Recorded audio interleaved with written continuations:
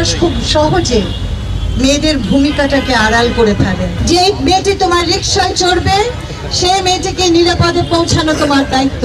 আমার মন্ত্রণালয়ে আমরা সাইবার ইউনিট খুলছি, সেখানে কাজ করবে তোমাদের মতোই ছেলেমেয়েরা। জুলাই মানে অত্যাচারের অবসান, জুলাই মানে অন্যায়ের অবসান, জুলাই মানে নতুন যুগের সূচনা, জুলাই মানে কন্যাদের মেয়েদের সম্মান মাথা উঁচু করে দাঁড়াবার সময়। জুলাই মানে আমি ভয় পাব না, জুলাই মানে আমি প্রতিবার ফিরে ফিরে আসব। যতবার অন্যায় হবে, যতবার অবিচার হবে, জুলাইয়ের জন্ম হবে, জুলাই কন্যাদের জন্ম হবে এবং তারা ফিরে ফিরে আসবে।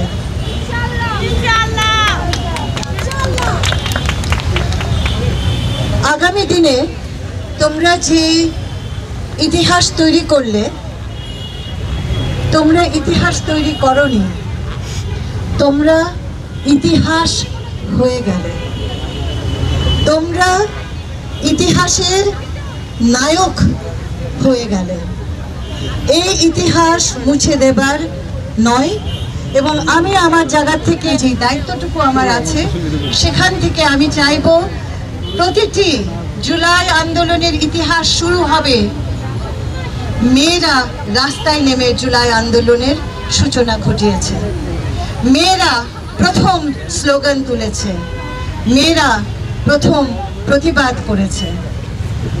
এই কথাটা যেন সবসময় থাকে। আমরা জানি ইতিহাস খুব সহজে মেয়েদের ভূমিকাটাকে আড়াল করে ফেলে, তবে এবার তোমরা হবে সেই ইতিহাসের রচয়িতা। এবং যে ভারসাম্যহীনতা আছে, তোমরা যে অন্যায় অত্যাচারের কথা বলছো, তোমরা যে হুমকির সম্মুখীন হচ্ছ, তোমরা যে সাইবার বুলির শিকার হচ্ছ, মনে রেখো এটা যুদ্ধের অবসান ঘটেনি বলেই হচ্ছে।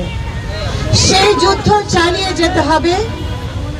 রাষ্ট্রের যেমন দায়িত্ব আছে, এই সমাজের দায়িত্ব আছে, এই কমিউনিটির দায়িত্ব আছে, আমার রিকশাওয়ালা ভাইয়ের দায়িত্ব আছে যেন নিরাপদে একটি মেয়ে তার গন্তব্যে পৌঁছায়।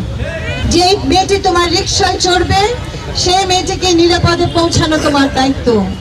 যে কমিউনিটি, যে সমাজে, যে পাড়ার আমি একটি তরুণ, আমার দায়িত্ব এই পাড়াটাতে প্রত্যেকটা শিশুর জন্য নিরাপদ করা, প্রত্যেকটা নারীর জন্য নিরাপদ করা।